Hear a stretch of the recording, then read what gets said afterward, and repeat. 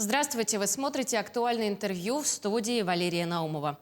В регионе ситуация с ковид продолжает оставаться напряженной. Одна из самых уязвимых групп населения – это беременные женщины.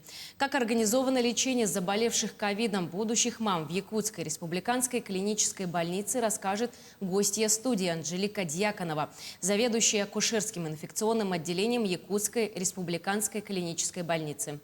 Анжелика Григорьевна, здравствуйте. Здравствуйте. Расскажите, будущие мамы с подтвержденным ковидом поступают к вам со всей республики. Сколько сейчас в вашем отделении больных, и вы принимаете женщин только с осложнениями? Наше акушерское инфекционное отделение при перинатальном центре Якутской республиканской клинической больницы работает на 20 коек для беременных рожениц-родильниц с COVID-19. На сегодняшний день у нас состоит 20 пациентов, отделение переполнено, и мы принимаем со средним и тяжелым течением ковид, также с акушерскими показаниями, как преэклампсия, отеки беременных, сахарный диабет, рубец на матке. При этом у беременных с COVID-19 высокая частота кесарево сечения, так как возникают опасные ситуации для плода и матери, что требует экстренного родоразрешения. В этом году по сравнению с прошлым годом увеличилось количество преждевременных оперативных родоразрешений, что само говорит о том, что ковид стал более агрессивнее и тяжелее. А где после выписки продолжается лечение мамы и куда поступает ее малыш, кто его выхаживает и как они потом выписываются? После родов мама и малыш находятся отдельно друг от друга. Мама остается в послеродовой палате акушерско-инфекционного отделения, а малыша переводят в изолятор под наблюдение медицинской сестры и неонатолога до 2 отрицательных тестов, ПЦР-тестов. При отрицательном ПЦР-тесте ребенка дальше переводят в отделение новорожденного, где ждет выписки, а при положительном результате ребенок остается в изоляторе до полного выздоровления. Расскажите, какова методика лечения беременных? Именно вот с COVID-19, когда они поступают к вам в отделение? Лечение беременных проводится согласно клиническим рекомендациям, которые разработаны Министерством здравоохранения Российской Федерации.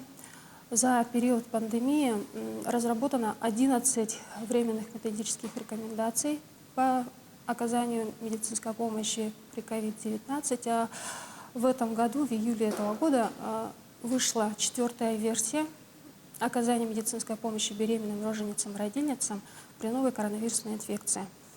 Скажем так, что лечение беременных осложнено, так как многие препараты противопоказаны во время беременности. И поэтому интенсивная терапия при COVID-19 в основном назначается после родоразрешения. Также препараты, предназначенные при COVID-19, назначаются коллегиально, консилиумом по жизненным показаниям. Также мы проводим телемедицинские консультации с центром Кулакова, город Москва, по лечению тяжелых пациентов. То есть у каждой беременной мамочки свое лечение индивидуальное? Конечно. Давайте поговорим, как может ковид у мамы сказаться на здоровье малыша. Этот вопрос до конца не изучен. Нет достоверных данных о возможности вертикальной передачи матери к плоду и через грудное вскармливание. Поэтому нужно сохранять высокую настороженность медицинскому персоналу о возможности заражения плода и ребенка. Ну, также нельзя забывать, что есть такие сложности, которые возникают при преждевременных родах, когда дети рождаются недоношенными, с низкой массой тела, с незрелыми легкими, с синдромом дыхательных расстройств, что требует интенсивной терапии в условиях реанимации новорожденных. А что вы можете посоветовать беременной женщине, у которой обнаружили ковид, и что ей делать в первую очередь? Ну, если ПЦР положительный результат у беременной женщины, то в первую очередь необходимо по телефону ей поставить в известность участкового врача по месту жительства и врач-терапевт или акушер-гинеколог ввиду состояния этой беременной по тяжести ковид должен решить вопрос о госпитализации в обсервационное отделение. Категорически не рекомендую заниматься самолечением дома, так как отмечается быстрое прогрессирование COVID-19, что может ухудшить исход заболевания. То есть, если вдруг беременная женщина выявила у себя заболевание COVID-19, в первую очередь она должна позвонить своему участковому врачу. Да, И дальше уже конечно. участковый врач направляет, что делать дальше. Все верно. Расскажите еще, какие рекомендации вы можете дать женщинам, молодым семьям, которые только планируют беременность? Ну, перед тем, как планировать беременность, молодые пары желательно должны вакцинироваться. И не менее чем через полгода после вакцинации должны планировать беременность, так как вакцинация может решить, по крайней мере, облегчить сложности протекания COVID-19. Ну, конечно, это не говорит о том, что вы не заболеете, но, по крайней мере, ковид будет протекать в более легкой форме. А если так случилось, что молодая семья уже забеременели и вот вакцинировались, это может как-то сказаться? Ничего страшного. По крайней мере, действительно, COVID-19 будет протекать в легкой форме. То есть может быть какая-то легкая реакция на вакцинацию. А может быть, расскажете, какая вакцина более подходящая? Сейчас же существует их 3. И на каком сроке беременности ее можно поставить?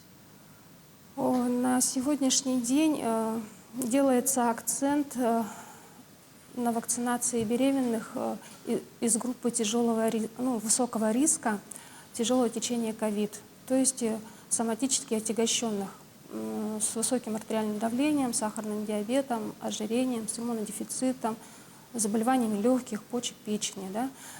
И на сегодня вакцины как Эпивак Корона, Суперлайт, Ковивак противопоказаны беременным. Разрешена вакцинация препаратом Гамковид-Вак, хотя недостаточно изучен, имеется опыт клинического применения этого препарата, но используется, так как ожидаемая польза для плода превышает риск, потенциальный риск для матери для плода и используется в сроке 22 недель беременности. Как мы знаем, заболевание ковид у некоторых проходит у кого-то в более легкой форме, у кого-то в тяжелой. Если вдруг беременная женщина заболела ковид и у нее легкая форма, ей тоже нужно, что вы ей посоветуете, лечь в стационар или все-таки остаться дома и лечиться дома? COVID-19 протекает в большинстве случаев бессимптомно, и поэтому, как я сказала, что должна находиться под присмотром участкового врача, и то есть по состоянию, по тяжести ковид уже должна решаться вопрос о госпитализации. Спасибо большое, Анжелика Григорьевна. А я напомню, что сегодня в рамках актуального интервью мы разговаривали с заведующим акушерским инфекционным отделением Якутской республиканской клинической больницы Анжеликой Дьяконовой.